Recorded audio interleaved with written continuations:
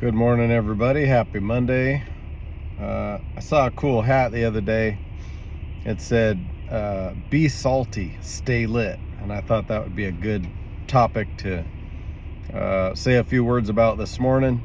Hope everybody has a good week. Hope everybody got up early this morning and prayed, asked the Lord to help them, be with them, prayed for those that are sick, those that are in need.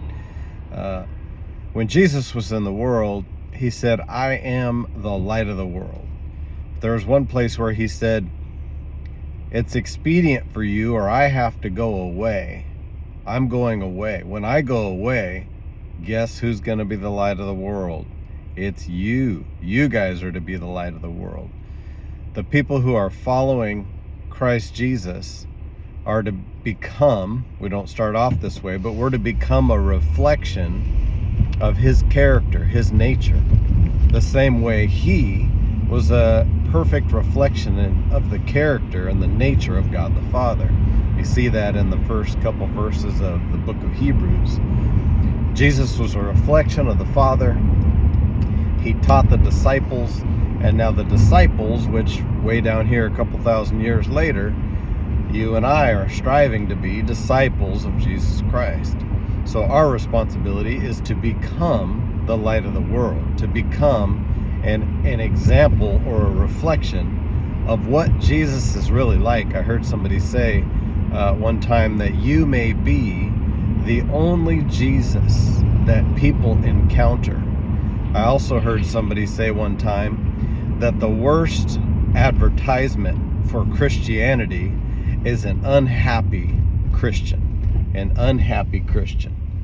a miserable Christian, somebody who walks around with their chin hanging on the ground, always mad, always upset.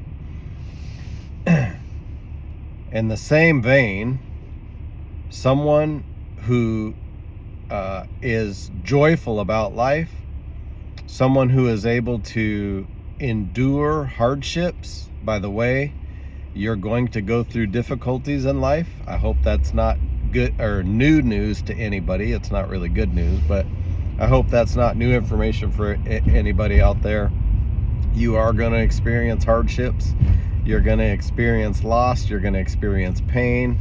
Good things are going to happen to bad people, and bad things are going to happen to good people. Read the book of Ecclesiastes if you want to know what Solomon had to say about that. But none of those things are to deter us from being a reflection of God's character, the nature of God's Son, Jesus Christ, his disposition, his attitude. You affect everyone around you, even people that you don't know.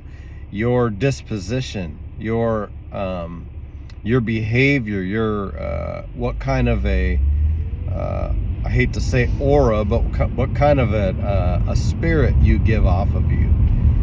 You have an effect on the people around you. And we want to have an effect where when people get around us, and this has to be genuine, this can't be something that's put on, something that's fake, that's something that you pretend to be something that you're not when you're out in public. That's not what I'm talking about. That's not real. You need to be real. This needs to be the real thing. You want to grow up to the point and become, if you are following Jesus Christ, you want to grow up to the point to become someone who, when people encounter you, they smell something different about your attitude and how you go through life, especially how you go through difficulties, how you deal with loss, how you deal with pain. Do you get bitter? Or do you stay thankful and grateful and stay generous? That doesn't mean that things aren't going to affect you, but your attitude in hard times is really what most clearly reflects the goodness of God. And what people need to see is the goodness of God. A people who are so thankful that Jesus Christ saved their lives and brought them out of an ungodly world and really gave them direction and focus and purpose in life. This is what people need to see. People who are genuinely seeking a deep walk with the Lord. This is what is going to get people's attention, people that can endure through hard times and stay positive. Don't get bitter. Ask the Lord to help you not get bitter. In this life, this salty life, this life that is really light to the world. This is a Matthew 5 life, a city that's set on a hill and cannot be hid. This comes from your inner walk with the Lord. This doesn't come from something you put on. You want to be the same behind closed doors as you are out in public.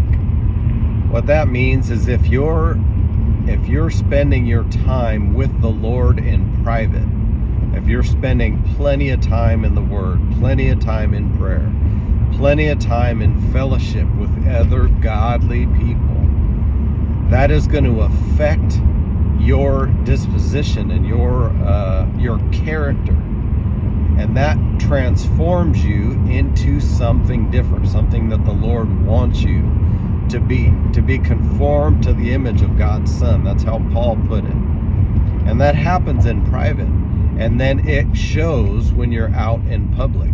You don't want this to be something that you put on, something that you pretend to be, something where you put on a whole nother voice, how you speak. You want it to be real, because guess what? People can smell fake. People can smell hypocrisy. And people need to see real, genuine followers of Jesus Christ. So be salty, stay lit. Let people feel Jesus Christ when they get around you. Let them hear Him when you speak. There's a great song. We were trying to sing it yesterday in service by the J.J. Weeks Band. And I think the name of it is Let Them See You in Me. Let them hear you when I speak. Let them feel you when I sing. Look that song up. It's a great song. So God bless you. Let your light shine in this dark world, and show people Christ. God bless.